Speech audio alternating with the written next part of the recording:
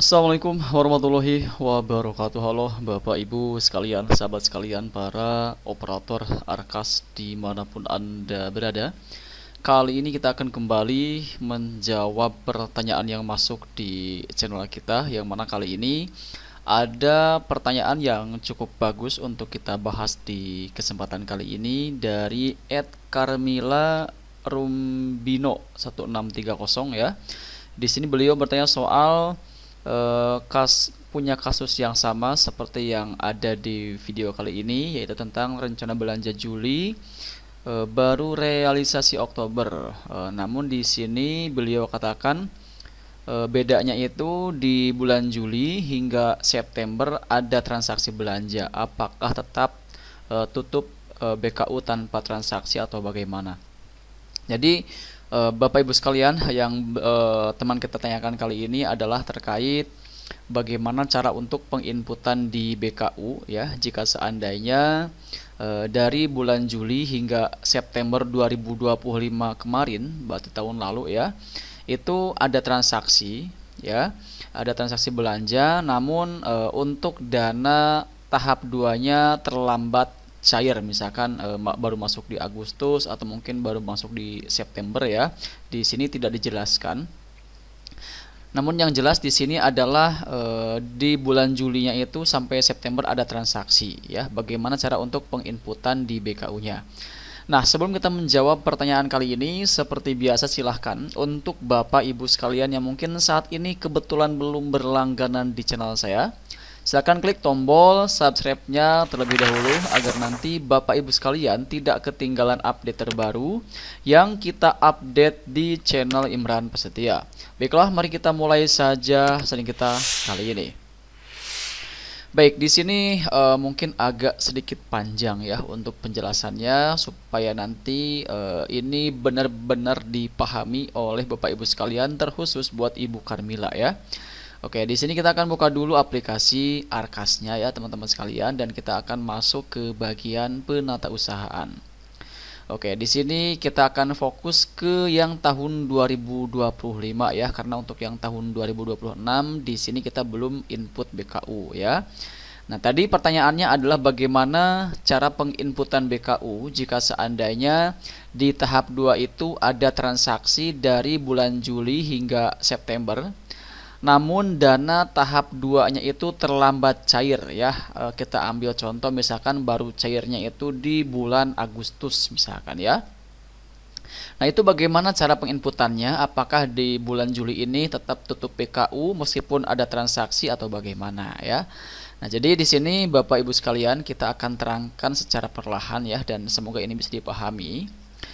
Dan di sini poin penting yang perlu dipahami oleh Bapak Ibu sekalian dalam penginputan laporan di BKU itu tentu di sini adalah ada dua, kita akan bagi ke dua kategori teman-teman ya.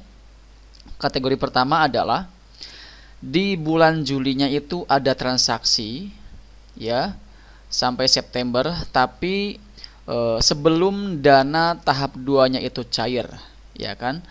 Kemudian transaksi itu menggunakan uang apa? Nah, uang itu misalkan kita anggap menggunakan dana talang terlebih dahulu ya. Jadi bukan menggunakan dana bos, dikarenakan dana bosnya kan terlambat cair ya teman-teman sekalian, sehingga terpaksa misalkan menggunakan dana yang ada, baik itu dana pribadi atau mungkin dana dari sumber yang lain.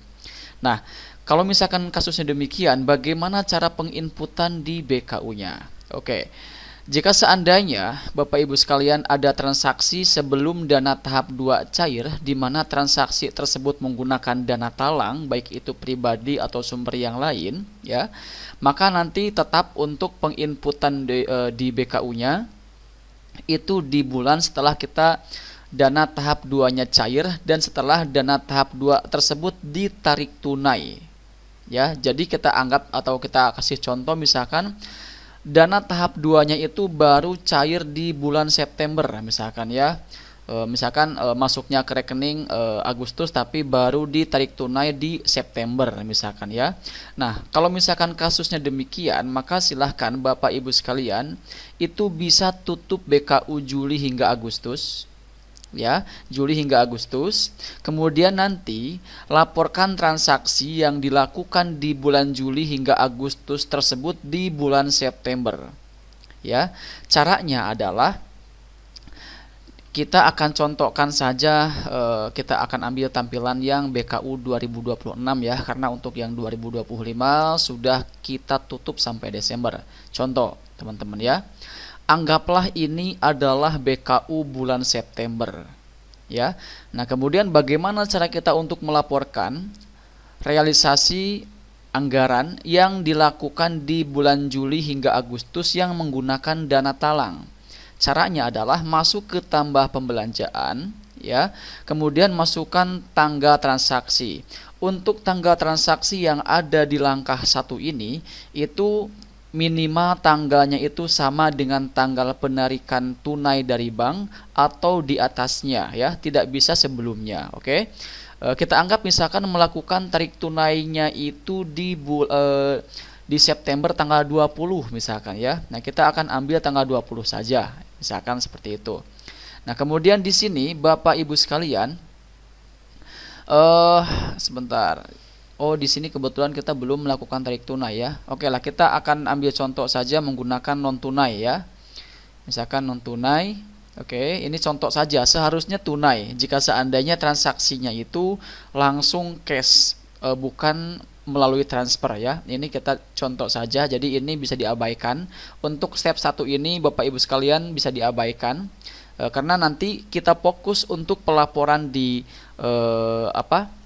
untuk pelaporan transaksi yang dilakukan menggunakan dana talang itu bedanya hanya di langkah 2 ya. Jadi untuk langkah 1 pastikan tanggalnya itu minimal tanggal yang sama dengan tanggal penarikan, kemudian jenis transaksinya apakah tunai atau non tunai ya. Nah, di sini kita centang jika seandainya transaksi tersebut tidak memiliki toko. Contoh, misalkan kita di bulan Juli dan September itu kita membayar honor guru ya, karena kan kita misalkan kasihan guru sudah mengajar, kalau misalkan sampai tidak dibayar honornya kasihan juga misalkan ya, maka terpaksa menggunakan dana pribadi ya, misalkan kepala sekolah memutuskan demikian ya. Nah, kita centang berarti di sini, kemudian kita masukkan nama gurunya. Contoh misalkan nama gurunya adalah ini ya teman-teman. Kemudian silakan isi ya, alamatnya di mana, nomor teleponnya berapa, kemudian jika seandainya guru yang bersangkutan sudah punya NPWP, masukkan di sini NPWP-nya. Kalau tidak ada bisa centang. Oke, kita lanjut. Nah, yang membedakan cara pengisian BKU untuk transaksi yang menggunakan dana dana talang bukan dana BOS adalah di bagian langkah 2 ini, teman-teman ya. Jadi di langkah 2 ini silakan di sini untuk nomor notanya jika seandainya ada masukkan. Kemudian di bagian tanggal belanja ini pastikan sama dengan tanggal realisasinya.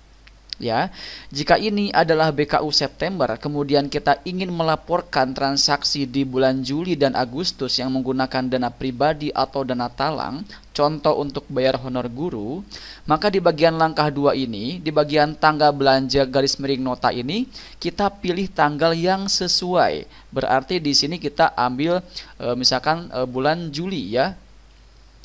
Kita ambil bulan Juli misalkan. Oh, di sini nggak bisa diklik ya teman-teman karena ini di sininya sebentar 2025 misalkan 2025 ya.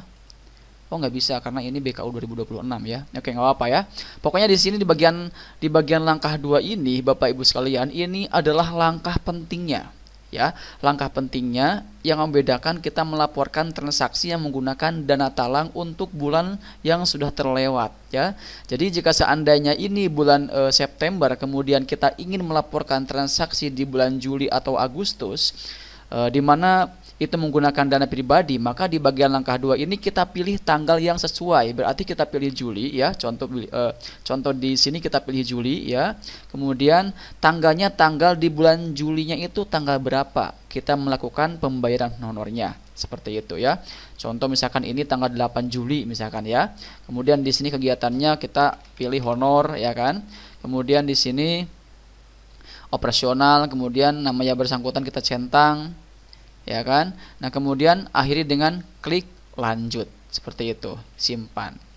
Nah, Begitulah Bapak Ibu sekalian cara kita untuk melaporkan ya transaksi yang menggunakan dana pribadi atau dana talang, di mana transaksi tersebut dilakukan sebelum dana tahap 2-nya cair ya. Jadi tetap dilaporkannya itu setelah dana tahap 2-nya cair. Jadi untuk Juli dan September tetap dikosongkan. Itu adalah kategori yang pertama.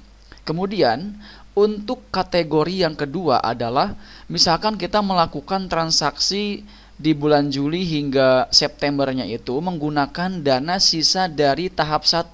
Berarti masih menggunakan dana BOS. Nah, bagaimana cara penginputannya? Apakah kita tetap tutup BKU tanpa transaksi untuk Juli hingga September dikarenakan tahap 2-nya terlambat masuk atau bagaimana?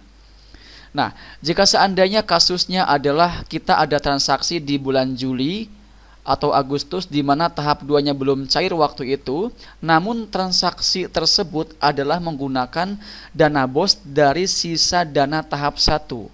Nah, jika seandainya masih menggunakan dana BOS, yang mana dana BOS-nya itu adalah sisa dari tahap 1, maka tetap untuk dilaporkannya adalah di bulan yang bersangkutan. Berarti di bulan Juli atau Agustus. Seperti itu ya.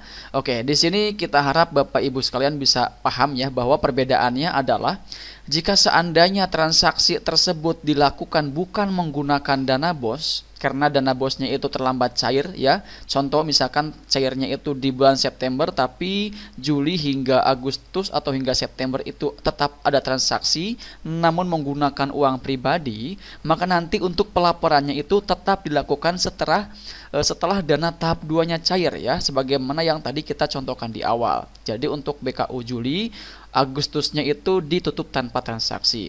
Tapi jika seandainya untuk kategori yang kedua itu transaksi tersebut menggunakan sisa dana tahap 1 yang mana berarti masih menggunakan dana BOS, maka pelaporannya tetap di bulan yang bersangkutan, baik itu Juli ataupun Agustus ya, seperti itu. Baik, mungkin itu yang bisa kita sampaikan pada kesempatan kali ini dan semoga ini bisa dipahami dan bisa membantu Bapak Ibu sekalian dimanapun Anda berada ya. Dan kalau misalkan dari penjelasan kita ini ada yang masih kurang jelas, silakan bisa bertanya kembali pada kolom komentar yang tersedia di video kita kali ini ya. Dan nanti jika seandainya perlu kita bahas lebih lengkap, kita akan bikinkan videonya khusus ya di update video berikutnya ya. Terima kasih, salam sukses dan sampai jumpa di sering kita berikutnya. Wassalamualaikum warahmatullahi wabarakatuh. Jangan lupa like, share, dan subscribe.